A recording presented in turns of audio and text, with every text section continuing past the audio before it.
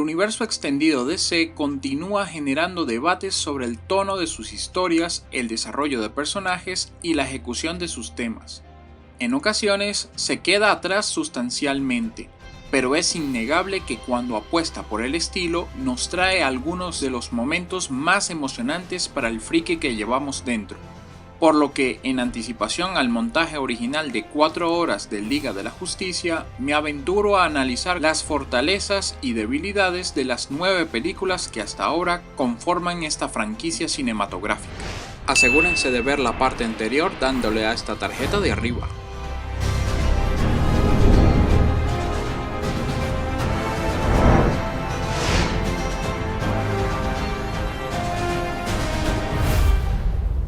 Aquaman. Esta película está consciente de los elementos que maneja para ser completamente estúpida, y aún así se las ingenia para presentarlos de una forma orgánica y divertida, sin llegar al nivel de lo visto en Liga de la Justicia de Joss Whedon. Bueno, tal vez este momento sí, pero mentiría si dijera que no exploté en carcajadas. Tiene tanta autoconfianza como para hacer que los personajes hablando bajo el agua luzca natural en lugar de la estupidez de las burbujas supuestamente más maduras de Liga de la Justicia. Pero ante todo, supo establecer un vínculo entre la audiencia y el mundo que rodea a nuestro héroe para hacer genuinamente emotivos los momentos dramáticos. Y bien que sabe cuándo tomarse estos momentos con la seriedad que merecen. Yo creo que en cualquier caricatura habría sido motivo de burla esta escena de Arthur saltando con los delfines, pero está proyectado con tal encanto que para mí no se me hizo risible en lo absoluto. Se nos presenta un protagonista que ya para este punto está más que entrenado en sus habilidades, y esto nos permite como espectadores conocer sus capacidades en todo esplendor mientras avanza la historia. Pero su conflicto sobre aceptar sus raíces oceánicas ocasiona un distanciamiento de su propia cultura.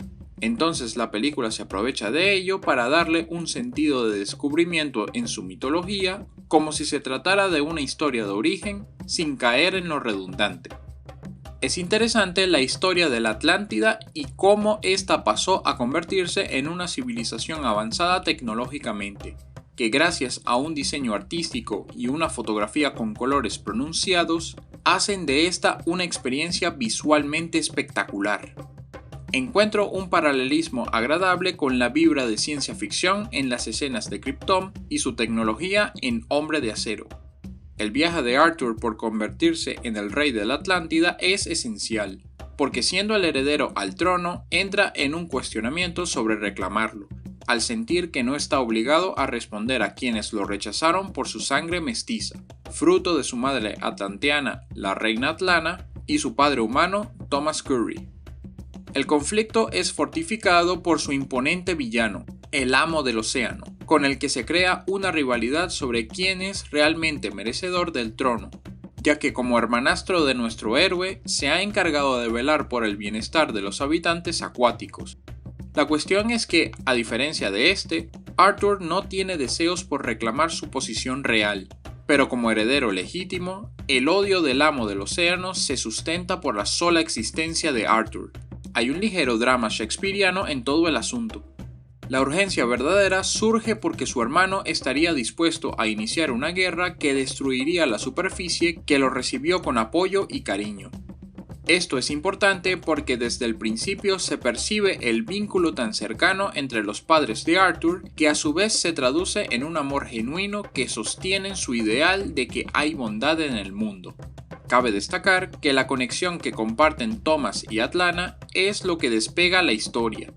Y aunque no es el tema central de la misma, ciertamente resulta un elemento particularmente conmovedor, que me recordó al final agridulce pero poderoso de Piratas del Caribe en El fin del mundo.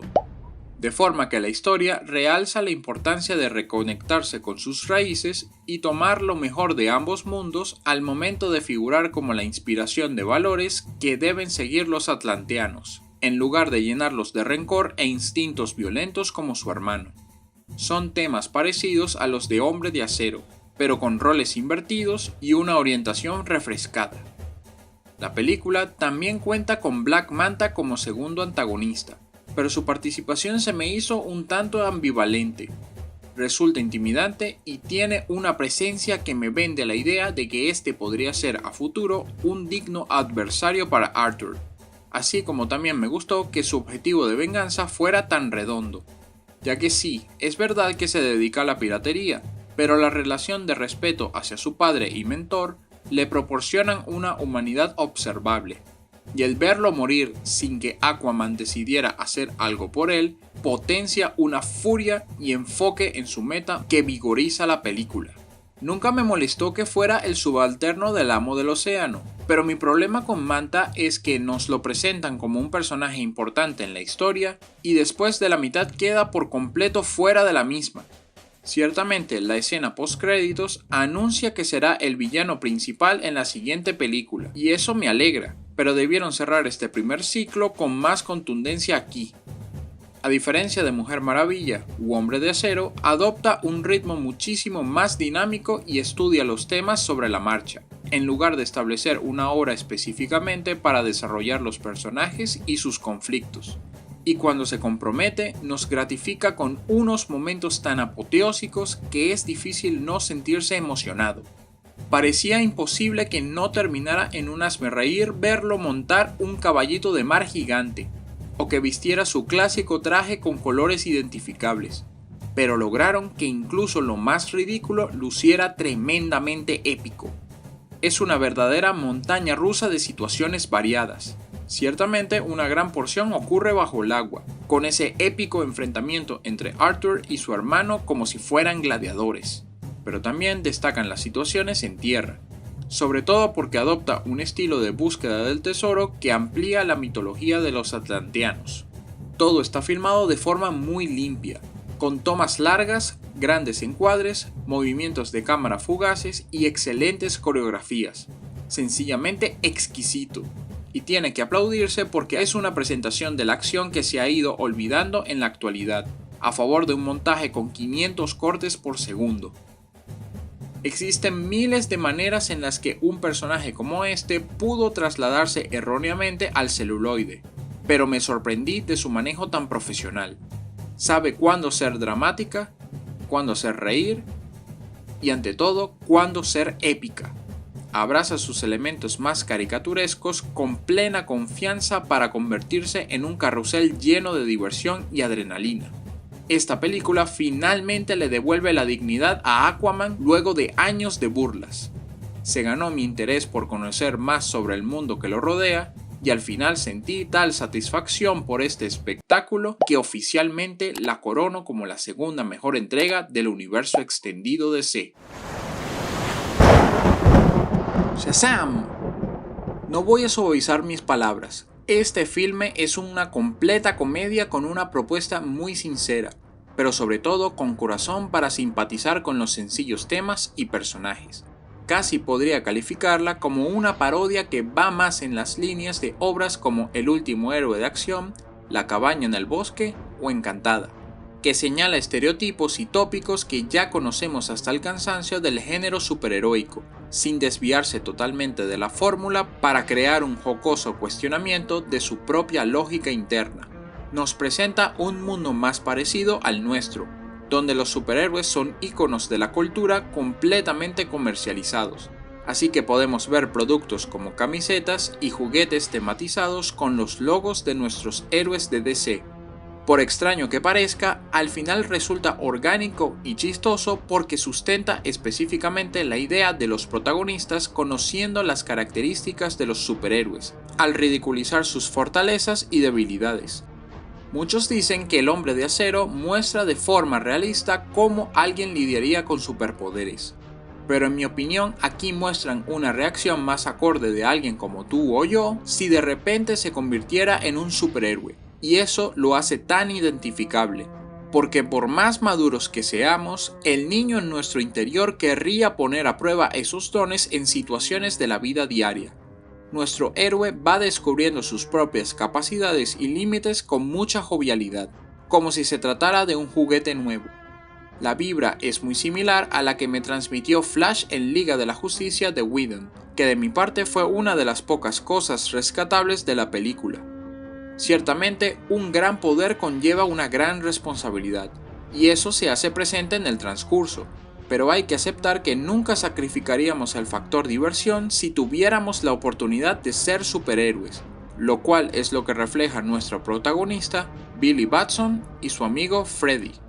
Pero no todos son risas, porque también cuenta con un desarrollo de personajes con una humanidad fácil de digerir, ya que el joven Batson, como huérfano, rechaza los deseos de sus padres y hermanos adoptivos de ofrecerle un hogar real, bajo la promesa de encontrar a su madre perdida.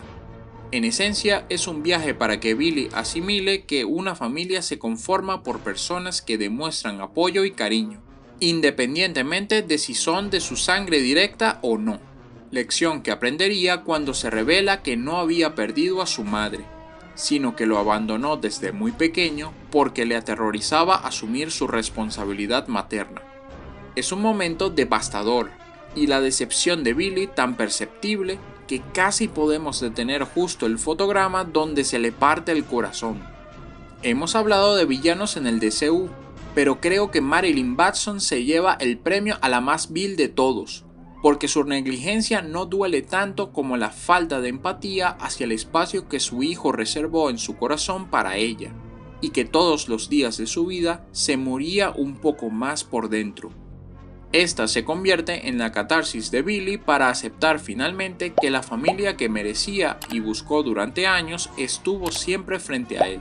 Ahora, si bien el mensaje es bonito y prepara las bases para un muy divertido clímax donde por primera vez Billy no tiene que lidiar con la carga él solo, sino con su nueva familia, creo que habría tenido más peso con una conexión más cercana por ellos. Podríamos decir que existe gracias a personajes como Freddy, pero nunca vemos que cruzara más que algunas palabras con los demás hermanos adoptivos, ni tampoco pasa demasiado tiempo para que nosotros como audiencia simpaticemos con ellos. De igual forma, la película se las ingenia para dejar claras características pequeñas de una verdadera familia en los demás personajes para que la moraleja se sustente. Pero creo que a este importante aspecto le faltó un poco más de cocción. La historia enfatiza cómo las cicatrices emocionales en los niños pueden tener graves repercusiones en sus principios, valores y sentido moral durante su proceso de madurez. En el caso de Billy lo presenciamos con el abandono y desprecio de su madre, mientras que con el Dr. Sivana, el villano de la historia, su propio padre y hermano lo subestimaron y denigraron bajo la idea de que nunca lograría algo útil en la vida. Esta es una clara herida que construiría su motivación como antagonista de la historia, ya que no le importa convertirse en una marioneta de seres demoníacos si con esto puede tener un propósito en la vida y el poder por el que durante años trabajó duramente por conseguir. Este tema no solo se relaciona con Sivana y Billy, sino con Freddy, ya que en el transcurso surge el cuestionamiento sobre quiénes son dignos de las bendiciones de la vida, arraigado a que Freddy es discapacitado y siente que su amigo y ahora hermano adoptivo ha sido especialmente favorecido sobre él mismo, causando involuntariamente que termine bajo la sombra del joven Batson y que comience a haber roces entre ambos. El desarrollo de estos matices da lugar a la esencial formación de nuestro protagonista de aprender a ser el héroe que aspira a ser, en lugar de usar sus poderes de forma egoísta. Esto debe notarse porque su insensatez es la que genera una catástrofe que él mismo intenta enmendar como parte de una gran hazaña heroica. Y ese aspecto es lo mejor, porque si bien gran parte de la película es sobre un niño fingiendo ser un superhéroe, el arco por el que atraviesa le permite exteriorizar sus mejores intenciones en hacer lo correcto por los demás cuando se lo propone. Por eso se agradecen momentos como este donde Billy intenta calmar a una niña asustada durante la batalla final. Este sencillo gesto de obsequiarle un animal de peluche, probablemente tonto para muchos de ustedes, es reconfortante para darle un sentido de seguridad. Nos recuerda lo que se supone que un héroe debería inspirar a cualquier persona, y ese era un factor que parecía haberse perdido durante la primera etapa del universo extendido DC. Desde el principio, el filme se mostró honesto cuando quiso aflojar la tensión después de tanta seriedad en el DCU. Maneja características que ya hemos visto en las historias de origen, pero la escala más humilde para garantizar agradables personajes y desarrollar con corazón sus temas, se ganaron un vínculo con la audiencia, demostrando que no siempre más grande significa mejor, y que junto a entretenidas escenas de acción como vehículo para hacer jocosas autoburlas, hace que la película se sienta fresca, con un distintivo sello divertido, sin que afecte el resto de la franquicia. Una obra menor, pero hecha con cariño, y sinceramente espero ver en algún punto el choque de personalidades entre el joven Shazam y el respetable Hombre de Acero. Aves de presa. Y la fantabulosa emancipación de una Harley Quinn.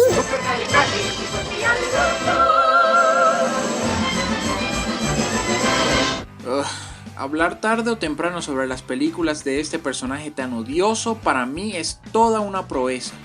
Nunca he ocultado mi desdén por Harley Quinn, pero mantuve una mente abierta en que su segunda película en el DCU superara ese turbio Escuadrón Suicida. Y supongo que algo debió hacer bien porque le valió la aceptación de los críticos y la audiencia. Pero la verdad es que en mis dos visionados, una el año pasado y otra para este análisis, no hubo ni rastro de algo que le permitiera resaltar positivamente. Sé que romper la cuarta pared no es nuevo en el cine, pero la vibra que trataron de transmitir denota un obvio y casi desesperado intento por parecerse a Deadpool, que en mi opinión no funciona porque la protagonista sí es ocurrente, pero no es en lo absoluto ingeniosa ni identificable. Indudablemente, ahora las escenas de acción son mucho más vistosas y que va más a la par de esos costosos videos musicales, pero no son suficientes para compensar una historia tan vacía y aburrida como esta. El principal problema es que introduce muchos personajes que, como en Hombre de Acero, tienen mucho que hacer en la historia pero poco que decir sobre ellos mismos. Entonces hubo cero conexión con ninguno de ellos. Me molestó mucho que la trama fuera sobre proteger a esta niña porque la película no me dio motivos para que empatizara con ella. Es fastidiosa, grosera y tan insoportable que cada minuto que pasaba solo incrementaba mis deseos de lanzarle un coñazo. Tal vez por el que puedo manifestarme un poco más flexible es con Roman Sionis como villano, aunque todavía agarrándolo con pinzas, porque la interpretación de Ewan McGregor es tan carismática que ni siquiera le puedo reprochar que casi no use su distintiva máscara negra de los cómics. Nunca tendríamos un resultado similar si se la pusiera. Pero me saca un poco de onda que sea tan moderno, pues no termina de transmitir esa intimidación como señor de la mafia. La verdad es que esta versión del personaje no la visualizo como un digno oponente de Batman en una futura película. Pero bueno, no es que al final importe porque igual se muere como un pendejo. Esto, en mi opinión, sigue siendo culpa de la dirección artística que sigue las líneas de la cultura gángster que ya habíamos visto en Escuadrón Suicida. Y para que encaje tienen que realizar estas modificaciones tanto en look como en personalidad. Pero a mí me parece que le quita presencia con su contraparte de los cómics. Alterar así las características físicas de Victor Sass y Canario Negro me parece una bastardización de lo más soporífera. Ya habíamos hablado de cómo Mujer Maravilla había presentado un excelente mensaje de feminismo, y en esta película también quisieron hacer lo mismo, pero falla en tantos niveles que estoy seguro de que la directora de la cinta mencionada, Patty Jenkins, muy en el fondo se avergüenza del enfoque de Aves de Presa. En primer lugar, quiere inspirar el empoderamiento femenino, que podemos verlo desde el principio con Harley Quinn dando por terminada definitivamente su noviazgo con el Guasón, con esa escena en la que destruye la fábrica de químicos donde desembocaría oficialmente su vínculo especial. Esto no está mal en teoría porque trata de alentar a las mujeres a salir de relaciones tóxicas y abrazar su independencia. El asunto es que su mensaje se tergiversa porque Harley es el personaje menos ejemplar para divulgarlo, y en ningún momento atraviesa por un arco específico, además del que ya establecieron al comenzar la película. Esto hay que tomarlo en cuenta porque se supone que debe figurar como la modelo a seguir de Cassandra, la niña. Pero lo único que vemos es que glorifica el crimen, la anarquía y la mediocridad. ¿Qué tanto aprende la joven sobre nuestra protagonista? Que robar siempre es mejor que adquirir las cosas con esfuerzo, que es cool residir en un pestilente agujero con comida podrida por todos lados y no tener aspiraciones a una mejor vida, y que es una gracia total contribuir a la contaminación de los espacios públicos al tirar envolturas de sándwich. Lo peor es que termina copiando esa última actitud al finalizar la película, lo cual me pareció indignante. Desde las caricaturas, Harley siempre me ha parecido un personaje irritante, y aunque en Escuadrón Suicida las cosas no cambiaron, en Aves de Presa me hicieron detestarla todavía más. El otro problema de la película es que parece creer que la única forma de transmitir su mensaje de empoderamiento femenino es haciendo ver a los personajes masculinos como amenazas opresoras. Casi todos son de naturaleza maligna, les gusta humillar, abusan física, psicológica y sexualmente de las mujeres o las traicionan. Esto es observable con personajes como la detective Montoya, que a pesar de sus habilidades detectivescas, siempre es desacreditada y vive a la sombra de sus superiores hombres. O con el dueño del restaurante de comida asiática, a quien Harley le tira flores como la persona más amigable y confiable que ha conocido, y luego la vende sin ningún escrúpulo porque había dinero de por medio. Lo mismo sucede con Victor Sass cuando revela que cada muesca de su cuerpo es por cada mujer asesinada con sus manos. Este tema es más prominente con Roman Sionis, quien demuestra un remarcado desdén por las mujeres y las visualiza como objetos sexuales. Para mí afecta sus motivaciones como villano, porque está obsesionado en convertir a Harley en su perra personal, lo cual me parece ridículo si consideramos que tiene ocupaciones más importantes como aspirante a amo del crimen. Ya nos dejó muy claro que es un misógino bastardo, pero ¿de verdad era necesario que las paredes de sus aposentos estuvieran pintadas con mujeres esclavizadas y cuerdas alrededor de sus cuellos? Si pensaban que los simbolismos religiosos de Zack Snyder eran demasiado evidentes, esto se lleva el premio a la sutileza del siglo. Es el feminismo más tóxico que he visto en mucho tiempo, y eso que he visto en la nueva versión de Cazafantasmas. Yo entiendo que no puede ser precisamente heroica porque la protagonista no da para eso, pero su mensaje se transmite con tanta torpeza y unilateralidad que cae en lo caricaturesco, y no en el mejor sentido de la palabra. Pareciera que no aprendieron nada de Mujer Maravilla. Si por el único que terminé sintiendo más empatía fue por ese sándwich de queso amarillo cerca del principio que por cualquiera de los personajes principales, entonces vamos mal. ¡Qué porquería de película!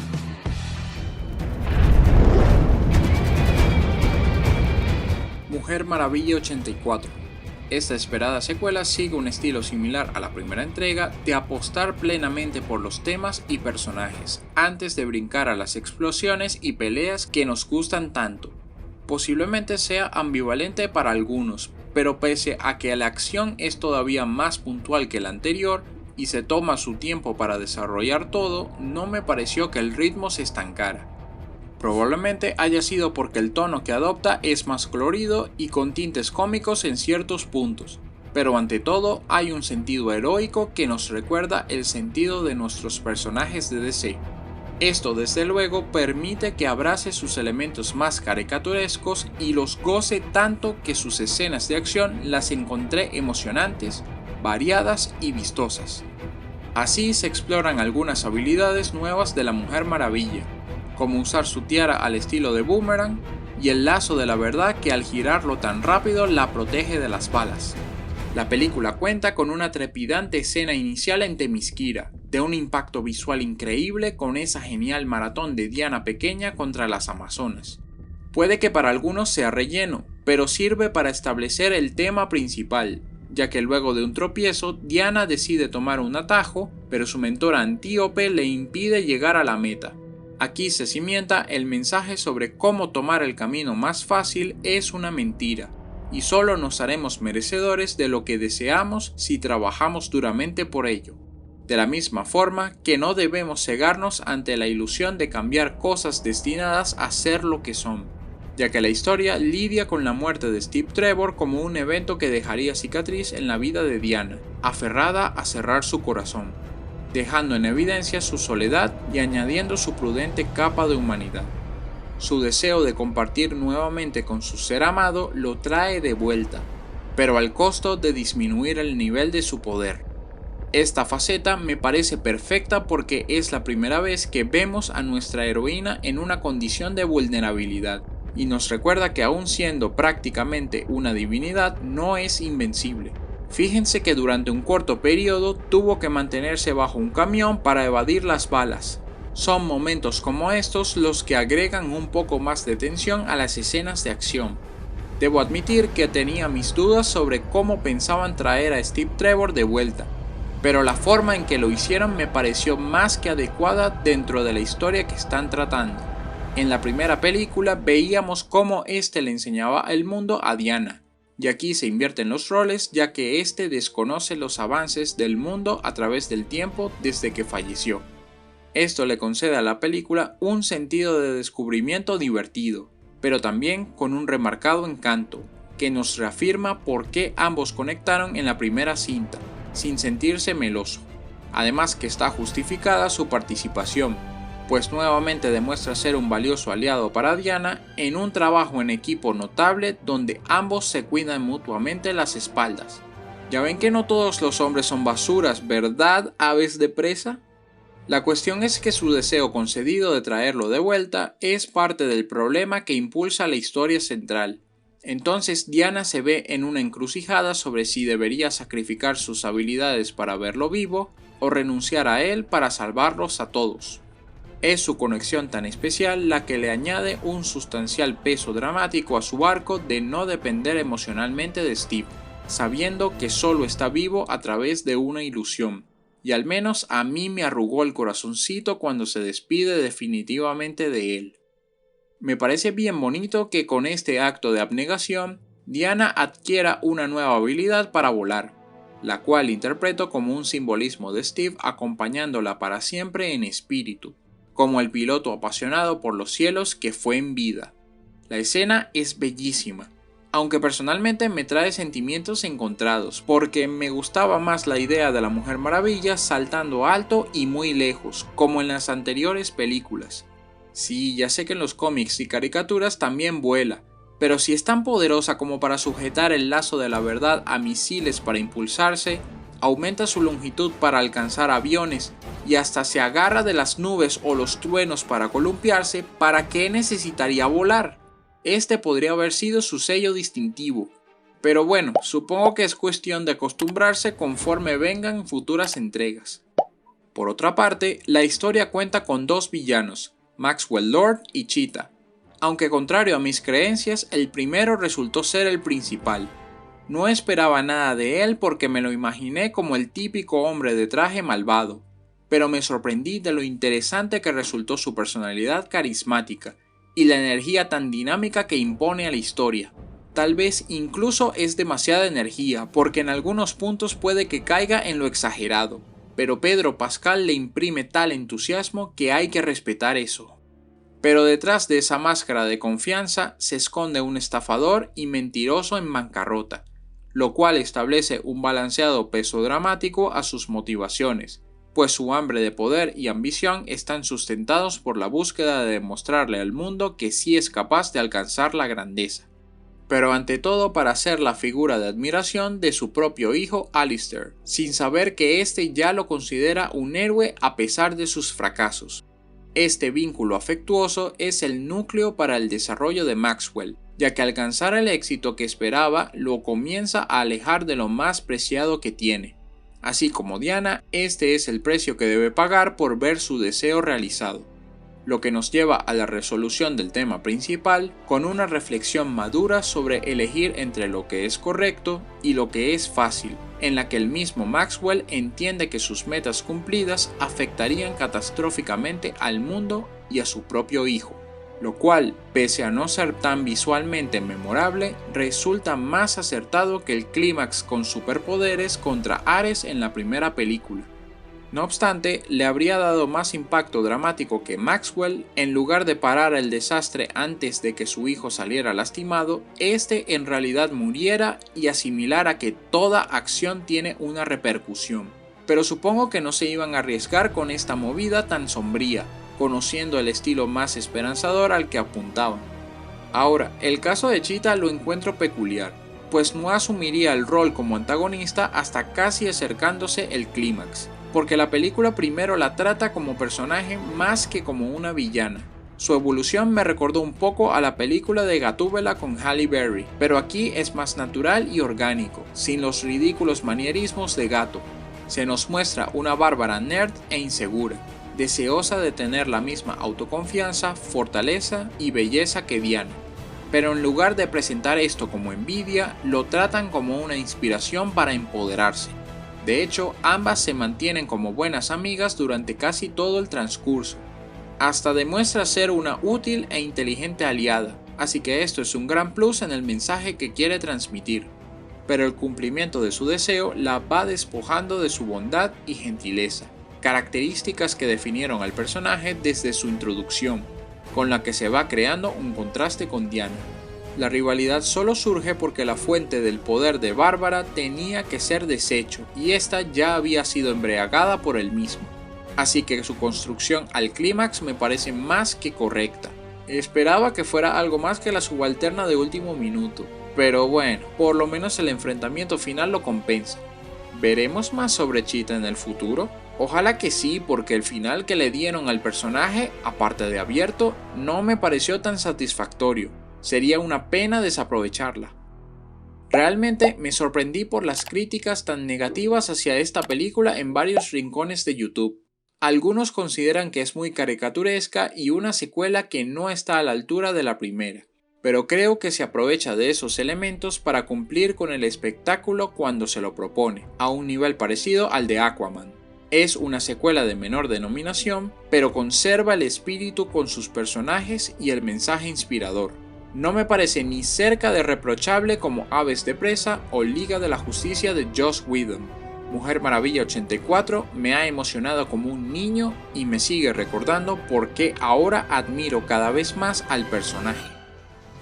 El universo extendido de DC apenas es joven y tiene que recorrer todavía un largo camino. Siempre quise amarlo desde el principio, aunque siempre me la ponían difícil. Pero tras algunos aciertos y tropiezos, me parece que ya tienen una dirección más clara a seguir. Ha aprendido de sus errores y pienso que ahora está en su mejor momento. Fue gratificante pasear por estas 9 películas con ustedes.